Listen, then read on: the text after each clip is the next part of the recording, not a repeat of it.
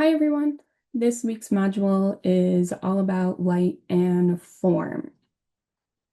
As mentioned in the previous module, light is our medium for photography, and it is literally how we see.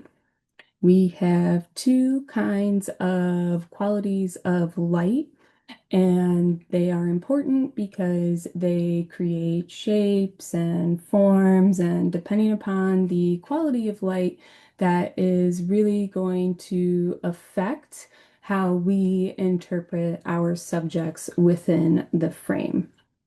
So, going on to our first quality of light, we have direct hard light sources. Direct light is um, light that is flying straight from the light source to our subject. So the most classic one, as you can see on this slide, is when we have a bright sunny day. There are no clouds within the sky, and our light rays are literally hitting us head on. Because of that direction of light, it creates strong colors, highlights, and shadows. Um, it is going to create high contrast images, meaning we are going to have very, very bright whites, and very, very deep blacks. Also, when it comes to shadows, just in general, we have shadows all the time. The degree in which we see them depends upon the type of light source and the distance from the light source to our subject. With direct hard light, our shadows are going to be very, very defined. They are going to take on the actual shape of our subject. Now, other direct hard light sources is honestly, um, if you were to have your flash on your phone or a flashlight, or when it comes to lighting in your house, whether it is your ceiling light or table lights, anything that doesn't have a shade on it. So basically bare bulbs. Those are other kinds of direct hard light sources. Our second quality of light is going to be our diffused soft light. So diffused soft light is the exact opposite of direct hard light. So here, instead of having a nice cloudless sunny day, we have clouds happening. So it is basically having some sort of translucent material in front of your direct hard light source in between your actual subject. So what happens with the direct light source, those light rays are hitting that semi-transparent material, and then that material is scattering the light rays all around our subject. So, because of that, when we are thinking about the type of shadows we have, our subject is going to receive light from all sides. And so, therefore, we are going to be producing softer edge shadows. They are going to be having more of a feathering edge, gradual fall off, and subsequently, we are going to have lower contrast images. Other ways to think about diffused soft light sources is going back to the table lamps or your ceiling lights, having any sort of shade on there that isn't a fully transparent glass shade. If you were to take your flash, on your phone or even a flashlight and putting some sort of computer paper or honestly even some paper towel over that bare bulb, that would create a diffused soft light source for you. So here, again, just seeing another visual of what the difference in shadows are with these two qualities of light. So the one on the left, shadow produced by hard light, and then the one on the right, shadow produced by soft light. Now, going back to that term, I just used contrast. These qualities of light create tones and contrast. So tones are the different shades from dark blacks to medium grays to light whites. So we see a tonal range graphic right above these definitions. And so with with this tonal range, it's also referred to as tonality. It's talking about the variation of tones you have in between each other. So this tonal range is going to change drastically depending upon the type of light source you have um, within your photograph. So before I get into that, let's talk about contrast real quick. So contrast, we're talking about the difference between the light and dark tones within our photograph.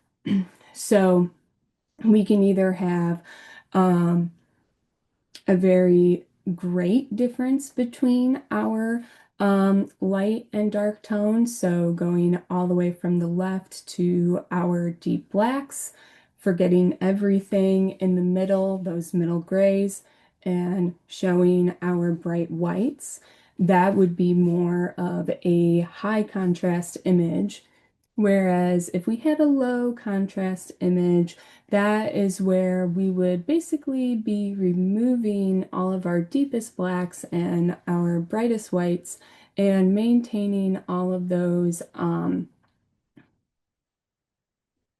midtones, all of those middle gray values.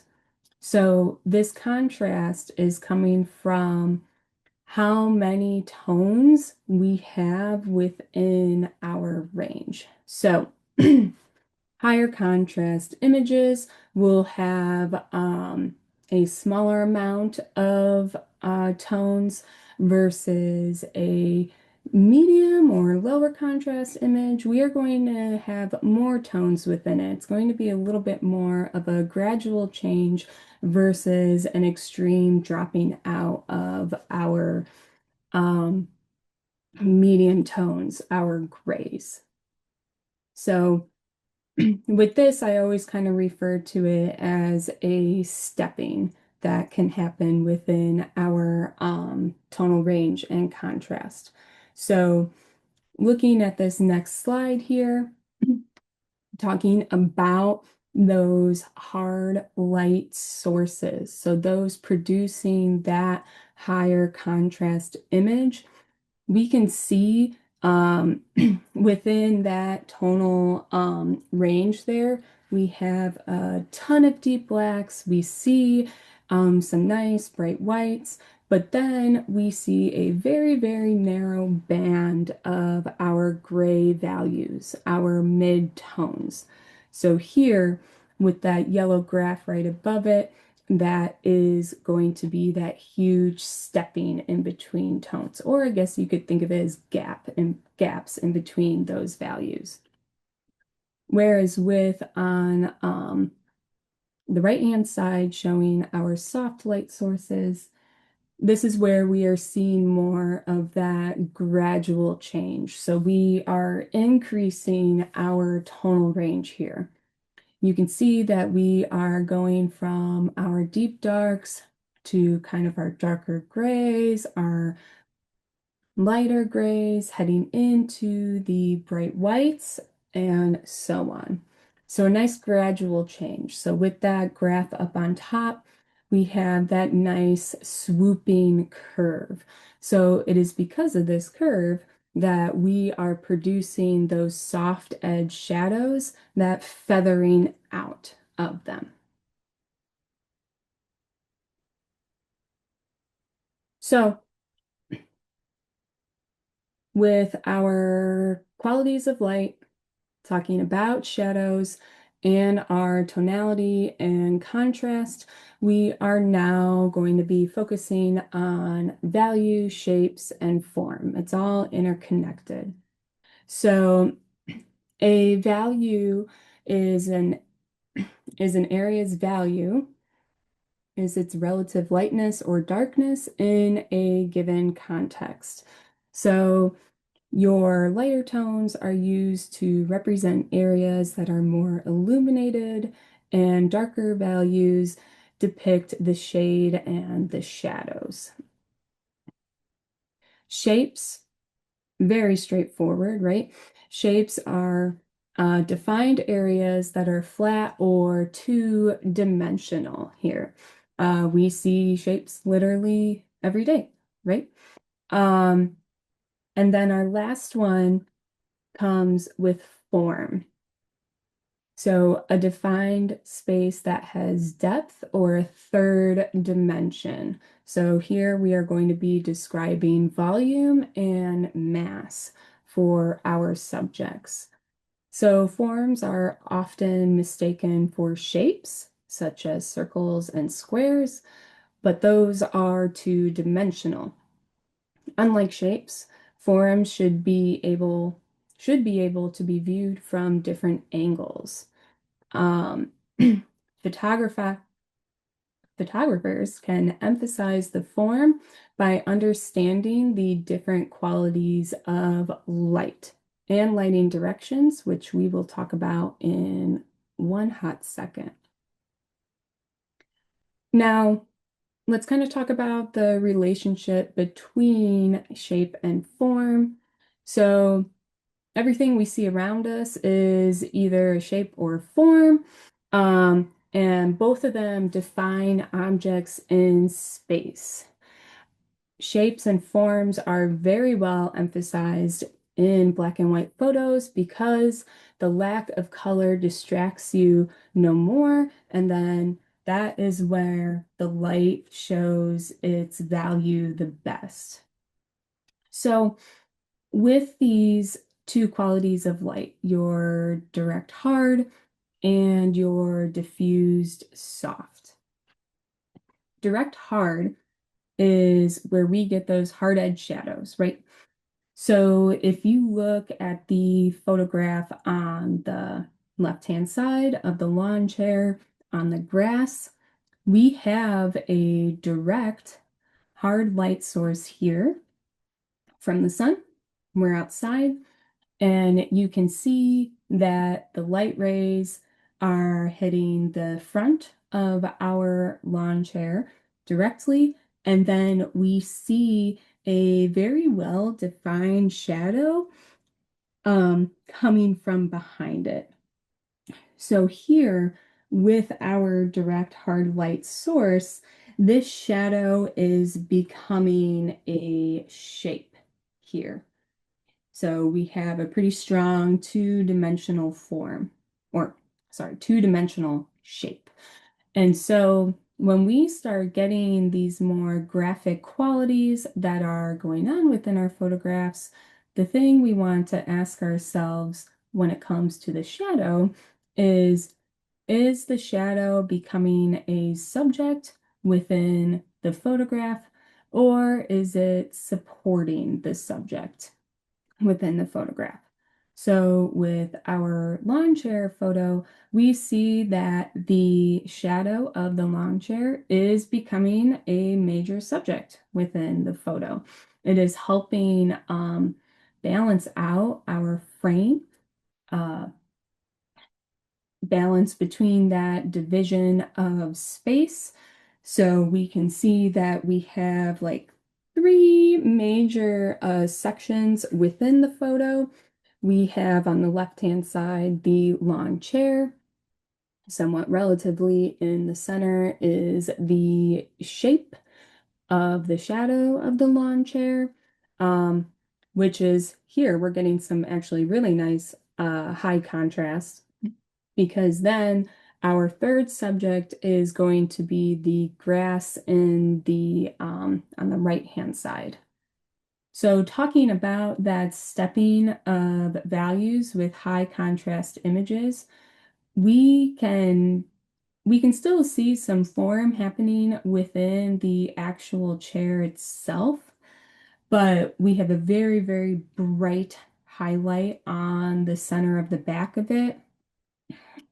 And then the armrests and the legs, we have like a couple of shades of gray going on there.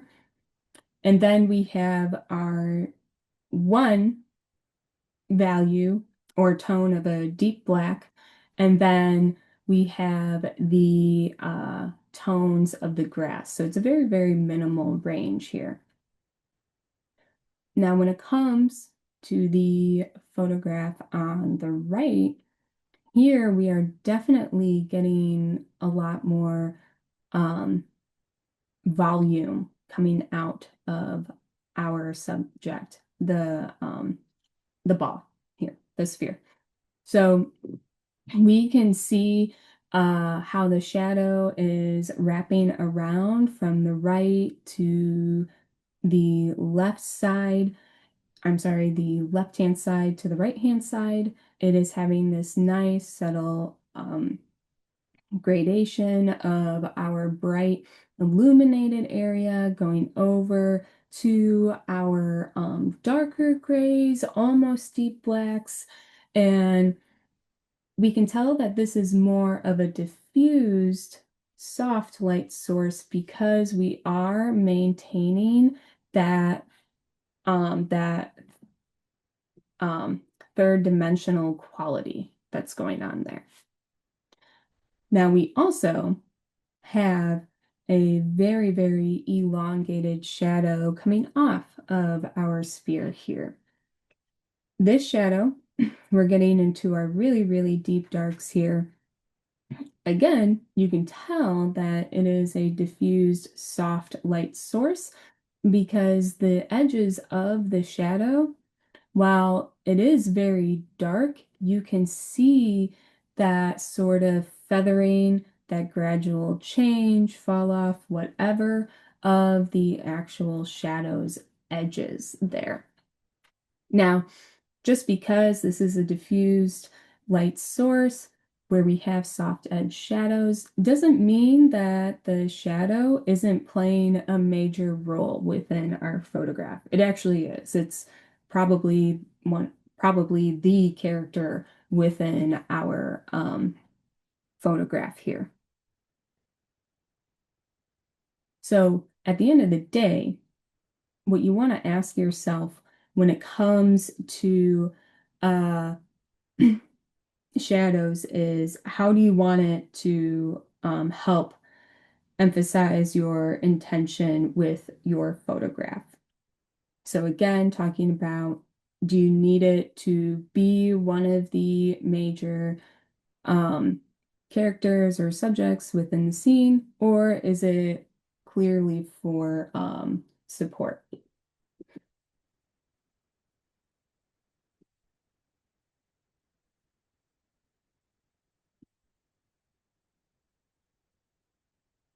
Alrighty. So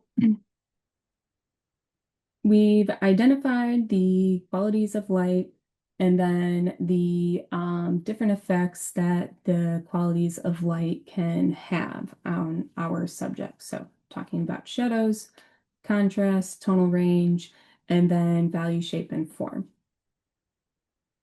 Another way that we can control these effects is talking about lighting directions. Different lighting directions can either help emphasize volume, minimize it. It can also help create stronger shadows or more smaller shadows, and it can definitely help either increase or decrease contrast as well. So we're only going to just touch on the 5 basic lighting directions here. So our first one is front lighting, very literal. All of them are very literal. Front lighting is where you have your light source shining directly in front of your subject. So here, what front lighting can do is it's going to um, minimize texture and volume. So our subject is going to lack a lot of depth. That is coming off as a negative right now, and it can be a negative, but one thing that is positive about having front lighting is when we're talking about minimizing texture, we can talk about skin, right? An example of that. Maybe someone had the unfortunate experience of having like a lot of bad acne growing up, right? And when they take photographs, they can be rather self-conscious about it. Having some front lighting on your subject can really help minimize all of those defects, all of that texture. It'll really smooth it out there. Front lighting can either be a direct or diffused light source. It is most effective if you have it as a diffused light source because even though we are reducing depth and texture, all that jazz, here within this photograph by Robert Mapplethorpe, we can still see some subtle shadows on Andy Warhol's face here. So they aren't very drastic, but you can still make out the cheekbones. You can also make out sort of the dimple on his chin. You can really see it around the nose there. We still have some shape here. If you have a direct light source, so going back to your camera phone, having the flash on, right? When we take all of those really, really adorable selfies in dimly lit areas, that flash is going to go off. And that flash is really harsh. And so by having the flash hitting us directly in the face, in the front, what is happening is we are actually really flattening out all of our facial features. You will actually lose a lot of your tonal range on your face, which like that can sound cool, right? Because again, that whole minimizing texture, evening things out, but we still have like just natural, subtle gradations of the colors of our cheeks. People are really into makeup. That's a thing, not for me, but talking about like eyeshadow, things of that nature. So it can really um, take away a lot of information if you were to have a direct hard light source in front of your subjects. So front lighting is most effective if it is a diffused, soft light source. Our next lighting direction is side lighting. So again, very literal. So here we have our light coming from the side. So when you have your camera in front of your subject, and your subject is, obviously right in front of you, it is going anywhere um, along that, like, I guess 180-degree curve. Um, Not 180. Um, it is going along that sort of 90-degree quadrant you have in between you and your subject. So the most prime side lighting, or I guess not prime, more basic side lighting you could create is if you have your light at 45 degrees between you and your subject. So side lighting is going to do the opposite of front lighting, where it's going to enhance texture and volume, um, which is really, really lovely, right? Because that's when we start to get forms, things are becoming a little bit more tangible versus front lighting, where things can actually become a little bit more graphic because of the two-dimensionality there. And this is when you can create really, really strong shadows as well. When it comes to side lighting, again, it is still effective um, with direct hard and diffused soft lighting. So you really can't go wrong there. It's just gonna depend upon your visual aesthetic as far as what kind of contrast do you want within your photograph, and how do you want your shadows to look? Do you want them to be very deep? Do you want them to be a little bit softer? How how much of a gradual transition do you want in between your tones? Things of that nature.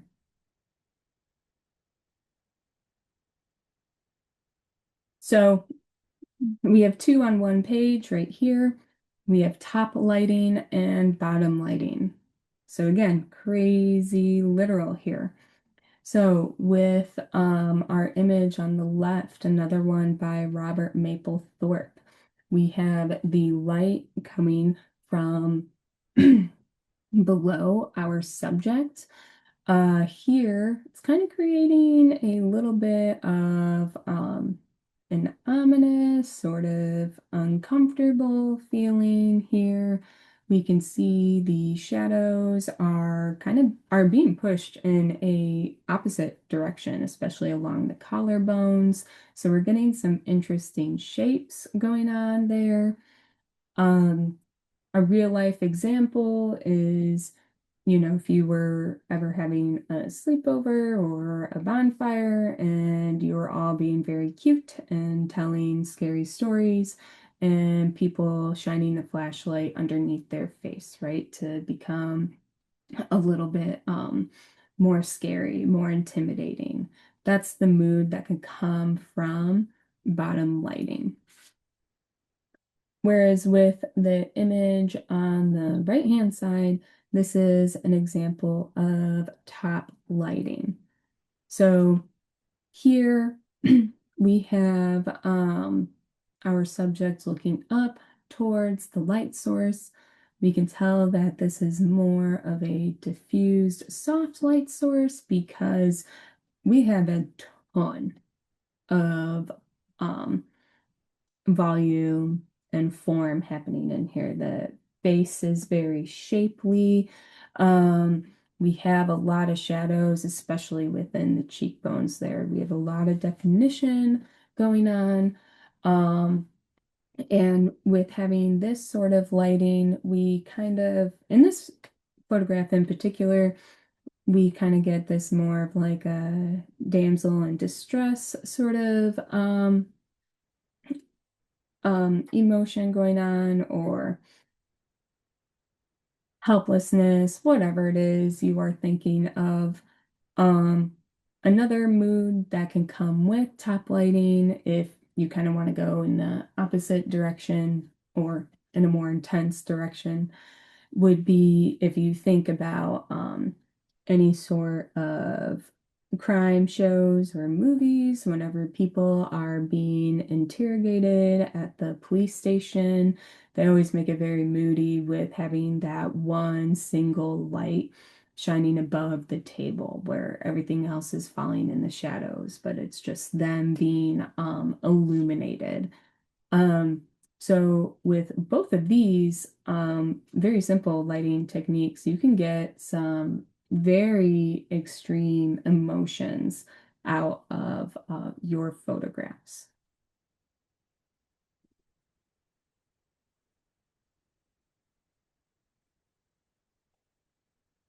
Our last lighting direction is backlighting.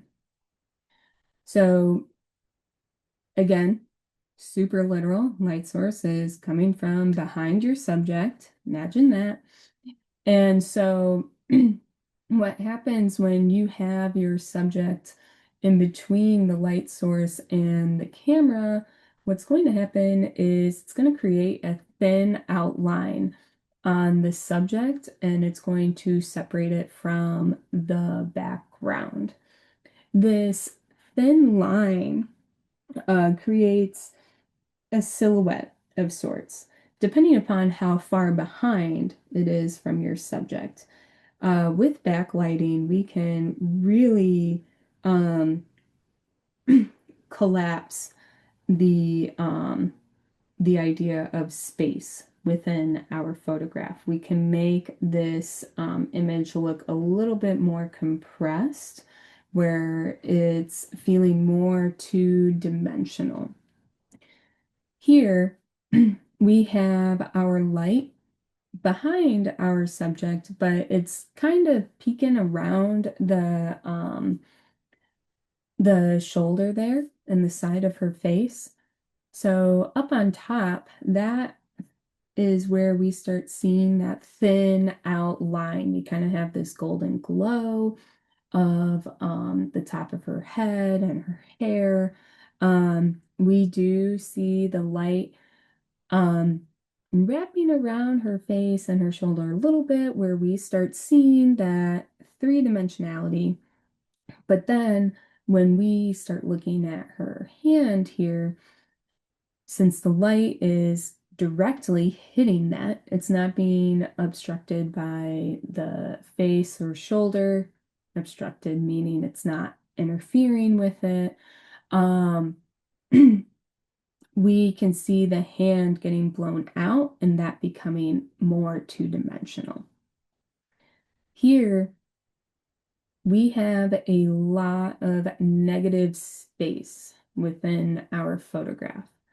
And what I mean by negative space is the amount of deep black that is taking up our photograph.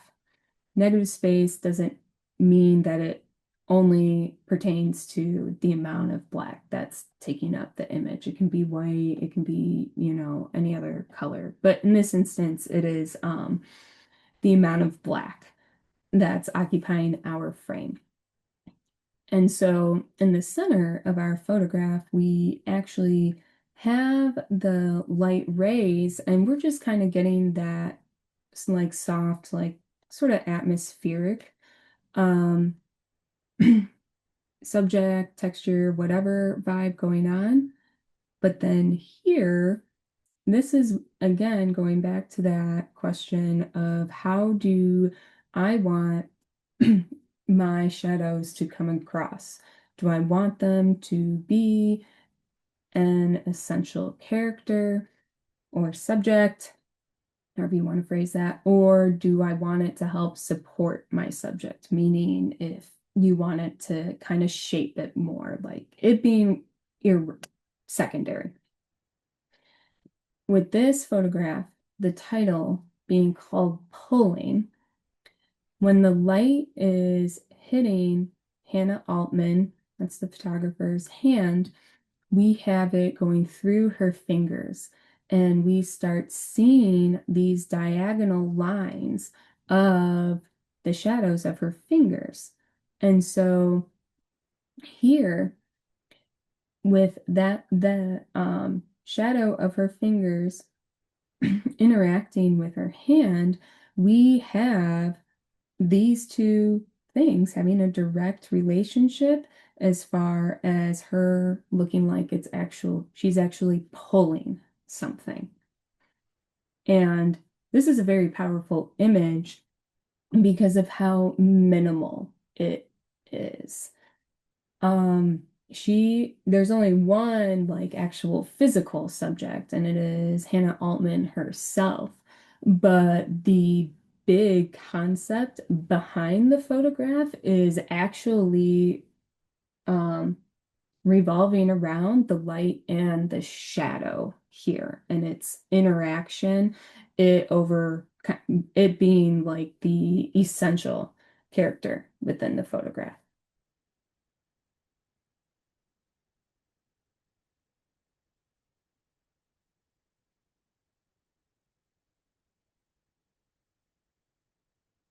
So our last section here, we have light and form photographic artists.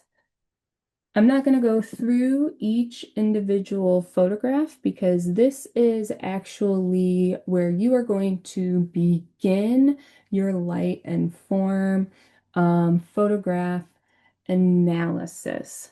And so, what I mean by that is you are going to look through the series of photographs, pick your favorite one. And you are just going to identify the quality of light, the shadows, um, talking about compositional strategies, and just um, and why you like it, why you chose the photograph, and whether or not it is a subjective or objective approach to the subject. So, I will just cycle through these photos and just give a brief summary as to who the photographers are.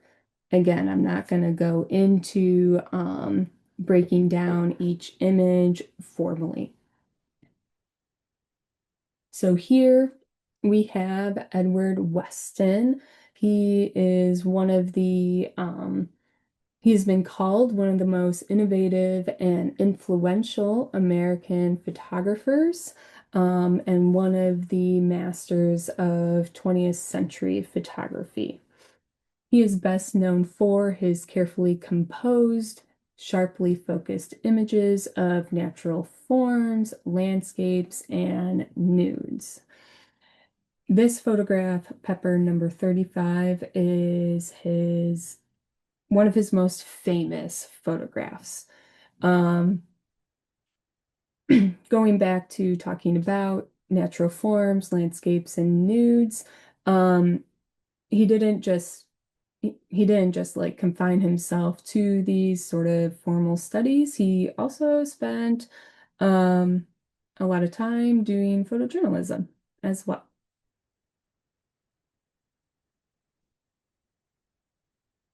So here we have Paul Strand, another big daddy in the 20th century photographers. He is very eclectic as far as the type of subject matter that he photographs, like Edward Weston. He was a part of this 1970s exhibition called New Topographics, A Man-Altered Landscape. So that exhibition talking about the intersection of suburbia into the land, which is something we will talk about in a few weeks. But he is also well known for his abstract work. So, giving us different perspectives on subjects and removing a lot of context to really transform the image and to allow us to raise a lot of questions as to what the heck is going on within the photograph. Um, this one, Abstraction, Twin Lakes, Connecticut, from On My Doorstep, really trips a lot of people up. No pun intended about it being a doorstep, but it takes a while to try to figure out what is happening within this image. Our next photographer is Imogene Cunningham, female photographer here. And she is, again, a famous 20th century photographer. And she is most well known for her photographs of botanicals, plants, and also abstracting them as well. So, really kind of making things a little bit more graphic and making the viewers kind of do a double take as to what is happening. She photographs from a lot of different perspectives that really transform her subjects into something completely different.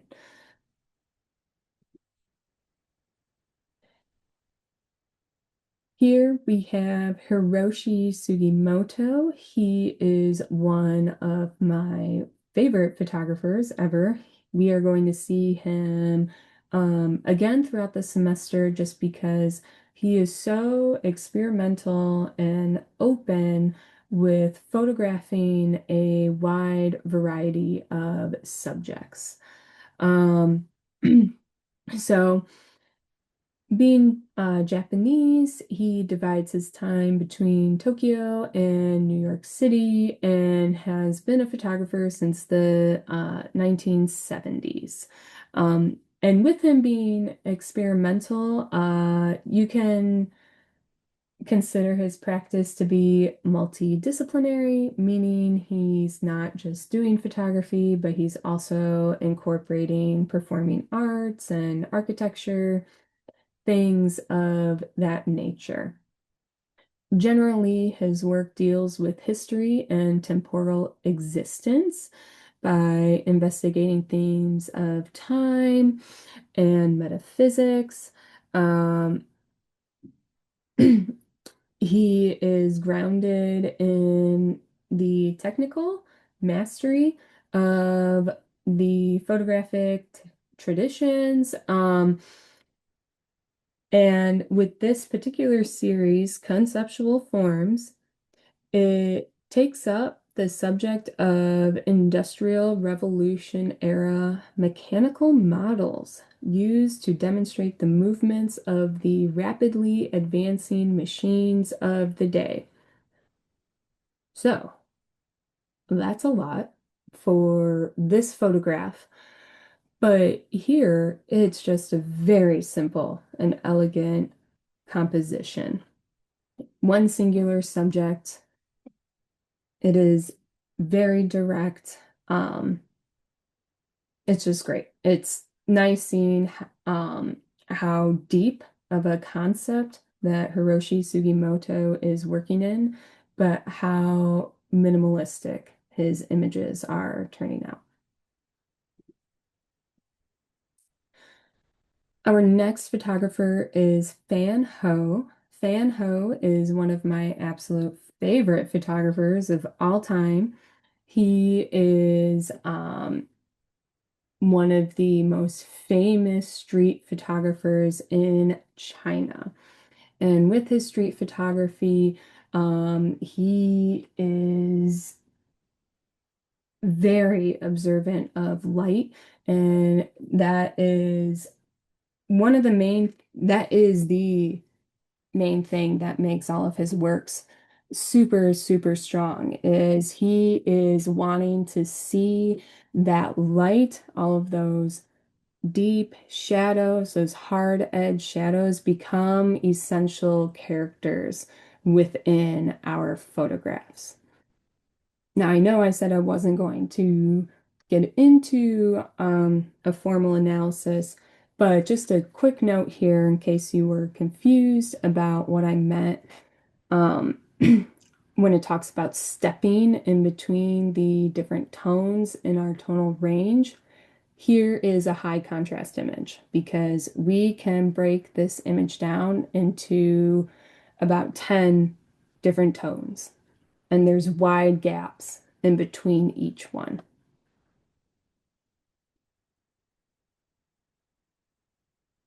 Our next photographer is Abelardo Morel.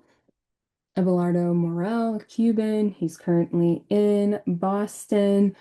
He was working at Mass Art College.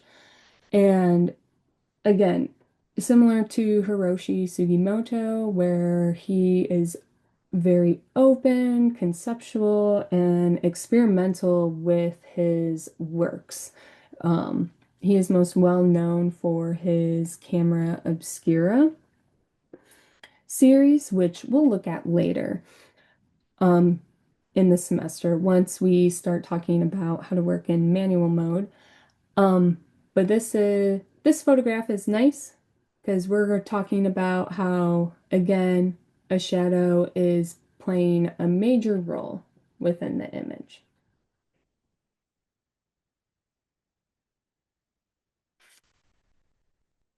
And then we have another one by him.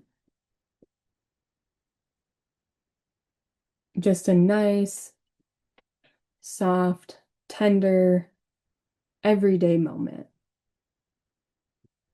where we're getting a lot of lovely shadows and a lot of emotions out of this photograph.